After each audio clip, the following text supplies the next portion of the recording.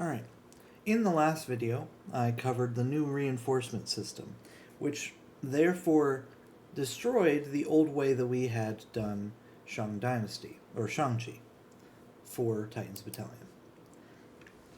So, what we had done before, and we showed this was balanced, but it didn't feel right, for specifically the Xiangqi versus chess matchup, is we had a extra rank behind that you could only enter by capturing, and we gave them pieces called Guardian Lions, Xiangqi, and then we also gave them a rook, a horse, and a cannon that you also could place back here. But with the new reinforcement system, that is no longer possible, because the key point was these Guardian Lions could move and capture jumping 2 squares along queen lines, which meant that they could specifically cover these extra squares that had been problems before. But we actually want players to be able to go to those squares without it just being checkmate. This king only moves as a rook to 1 and cannot leave the palace. So therefore those diagonals were really, really problematic. You got a queen here, it was mate. Bishops were able to do all sorts of things with impunity that just messed with people, right? So, since we can't just give lions and go here, because that resulted in a game feel where neither player could infiltrate, which isn't Xiangqi. In Xiangqi, what usually happens is the really open formation means both players are kind of just inside of each other's area, jostling for position, because most everything in Xiangqi is orthogonal. So we're going to break down not only how to play Xiangqi, but the game design of it, right? So this is a king that moves as a rook to 1. Stalemate is a loss, which means you can mate with any of the pieces in the game. Just about. The guards you can't. Now the guards move exactly the same as the king. They rook to 1, cannot leave the palace. Oh, no, correction. I'm confused because I just did a thing with Xiangqi. Xiangqi, this moves as a bishop to 1 and it cannot leave the palace. So therefore, it is able to hold the orthogonals in a 2-part set. The elephants, the 4th and 5th piece of what we call the king nexus of Xiangqi, they move 2 squares diagonally and it's blockable. So it always moves exactly 2 squares, and if there's something in the way, it can't go there. So, for example, if this was here, this elephant could not move there. Alright. These are the 4th and 5th pieces of the king nexus. And these 5 pieces working together in Xiangqi operate essentially like the king, because the guards can't leave the palace, and the elephants cannot cross the river, which is past the 5th rank. 1 second while I delete this now obsolete orange rank. Alright. So what we ended up replacing ramparts with was a system based off of Sarawan gating. And it used to be, like I said, a horse, a rook, a cannon, and those 2 lions as reinforcements. Now, I'm going to force westernize, because as I walk through this, I don't want to intimidate certain types of players. It's just a rook. And you Sarawan gate it in, which means when you move a piece off of the back rank, you are able to place it in the square immediately, same turn that it just came from. Alright? And that lets you do things very quickly. So, for example, elephant could go here, and then this would go here. Alright.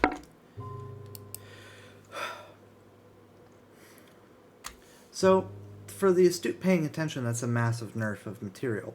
So what have we given them in exchange? Remember that river I mentioned? Well, first of all, they now have two placement options. They are able to place standard or deep. So they could place with their army back here instead of placing with their army right up against the battlefield. And that's to prevent issues of the pawns being able to cover soldier progression.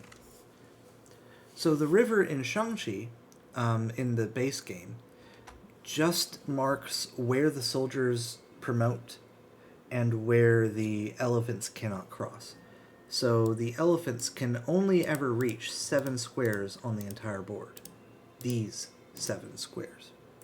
Meanwhile, the guards, of course, can only ever reach these 5 squares. And when the soldier moves twice, it crosses that 5th rank, 5th to 6th barrier, and is able to then move and capture sideways as well. Before it could only move and capture forward. Quick run through of the remaining pieces in the army.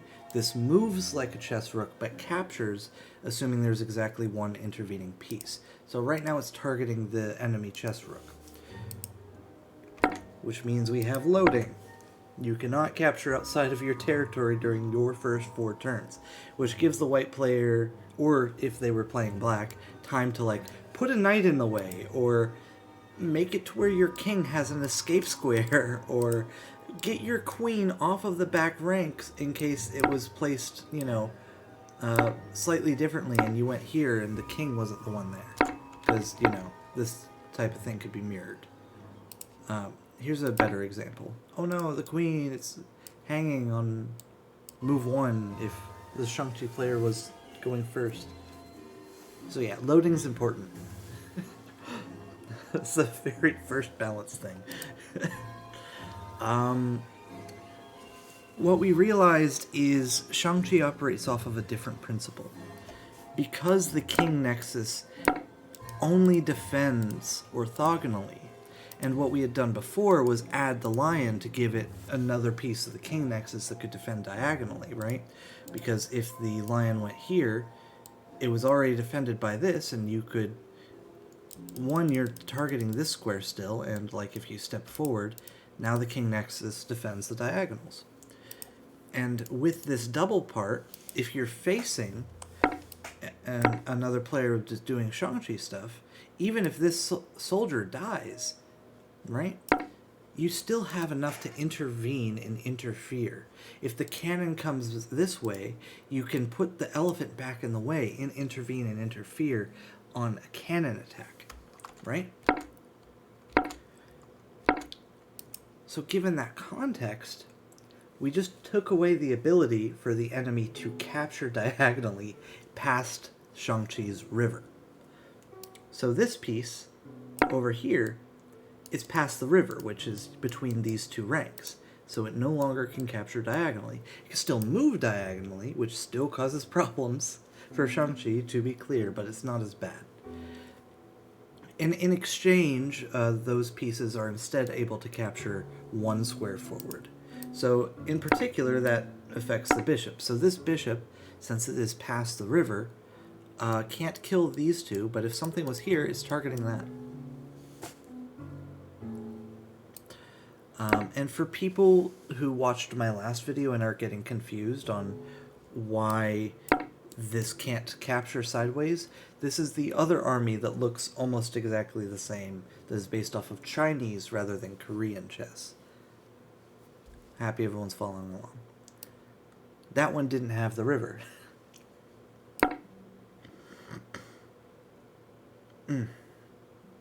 Alright, so that means that this pawn, since the second move would cross the river, so it cares about the destination square, not the origin, to be clear. So this pawn currently moves and captures 1 square forward because it crosses the river with that move. But this pawn still moves like a normal pawn. It captures diagonal and moves forward. And it's defending this, which is then in turn targeting that square. Okay. Funky rule set, right? You would think this would be too much, too complicated to make work. And we actually go a little further than this. But the alternative is to give up on having a Xiangqi game feel. Because we balanced it with the lions and the ramparts and the whole shebang in a way that worked. But it didn't feel right. It didn't play like Xiangqi. But now, this square, the queen can just sit here, and it's not checkmate. It's an infiltration. It does that mutual interaction where you are able to, actually do stuff. All right. The second thing we did, all credits to Discord user Couch Tomato, the inventors of Holy Empire and Golden Horde, and Sino Chess. So Empire Chess, Orda Chess, Khans Chess, Shinobi Chess, all playable on pychess.org. That guy has been invaluable for getting Xiangqi to this point. And most of the ideas I'm discussing today are his, with slight tweaks to make it all flow and operate properly within my design style, basically. So his rules, my design style, this is the result. And I didn't include Hero's Charge by him because just give it a rook reinforcement. It'll be okay. And yes, that means that, Tomato, if you're watching this, it means in the mirror you have an extra rook. I'm sorry, you just do. Like a Saruman gated in. Give the game room to breathe away from the source. It should feel like the source, but it doesn't need to be exactly the source. Alright.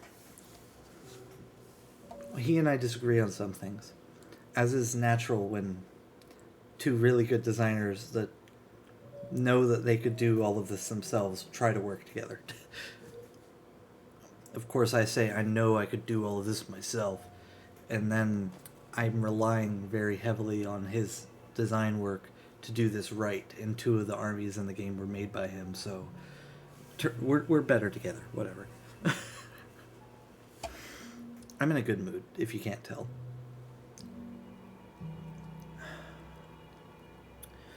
So, this is a horse. It is exactly the same as the Xiangqi horse. It moves to the same squares as a knight, but it is blockable. It is blockable on the orthogonal. So it moves first orthogonal, then diagonal, and it can't stay on this square, right? It doesn't move and capture here. It just moves through it, just like the elephant. So that means this elephant is currently blocking it from going here, and the horse can only go there or there right now. Cannon, I already covered that. This is a normal rook. It's called the chariot. It's a normal rook. Oh, look, I've covered every piece in Xiangqi. Excellent. Right. Now we can get to special rules.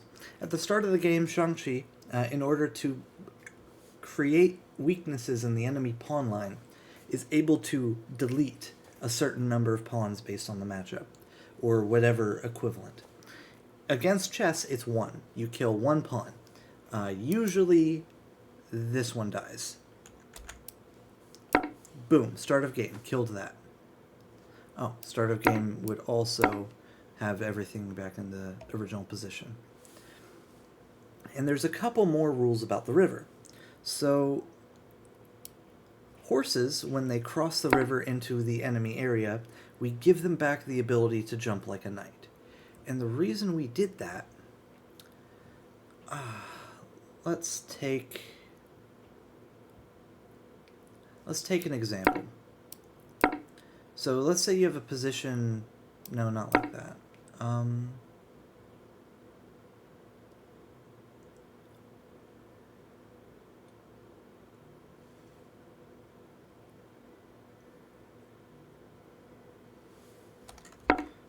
Just a moment, please.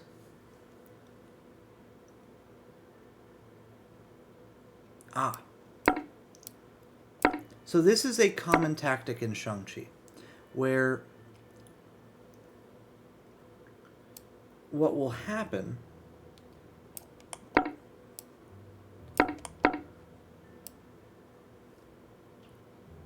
is something like this will be going on, right? And no. Something like this will be going on. And the horse will move here, and it is double check, where normally you would be able to just intervene here, or even move something here, and it would not be mate. But because it's a double check, it is mate. And that tactic, even if it isn't on the enemy king, that style needs to be present. But the problem is that doesn't matter if the king can move diagonally. But the good news is the Sino-Chess, one of the games by Discord user Couch Tomato, which was the reason I reached out to him for the project in the first place,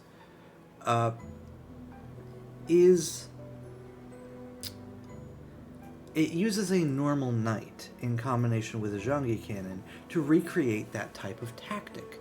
So now, if we have this here, and say this is out here or something, and this here. Now, with a normal knight, you can do something like this. And they can't kill the knight to stop this check, and the knight is protecting this square, and the cannon is targeting here. So it's checkmate.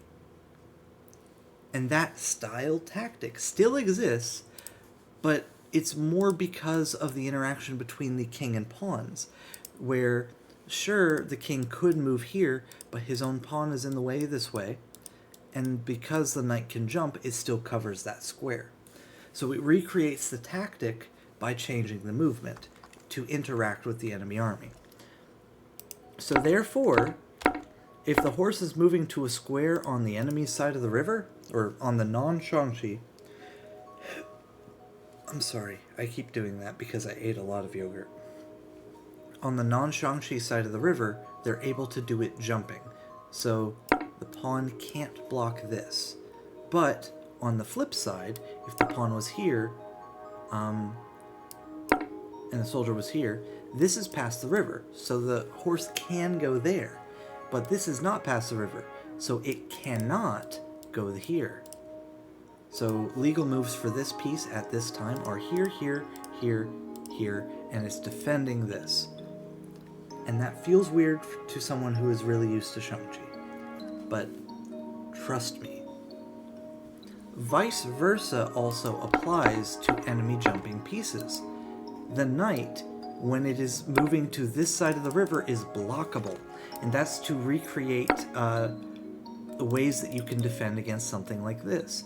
Because sometimes it won't be possible to safely move to that square. But if the chariot can literally get in the way of the attack, it helps. Alright? So that gives it a more Xiangqi-like feel. Straight up. So that and the reinforcement chariot are enough. The reinforcement rook are enough to make this army really close to balance. We have to do further testing, but this is the Xiangqi rework.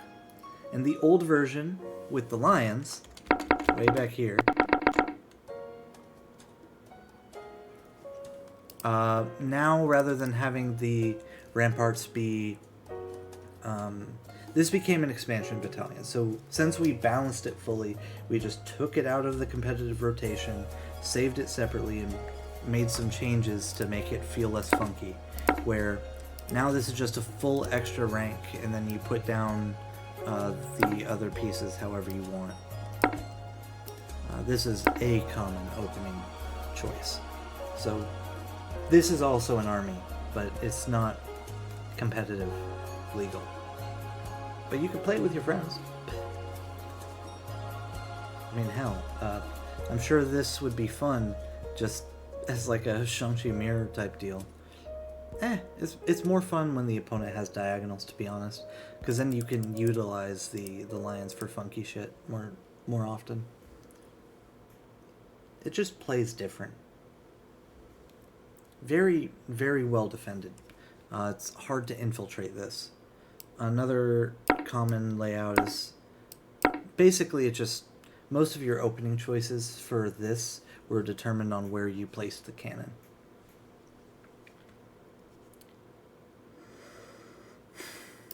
All right. Woohoo! Hope everyone has a wonderful night.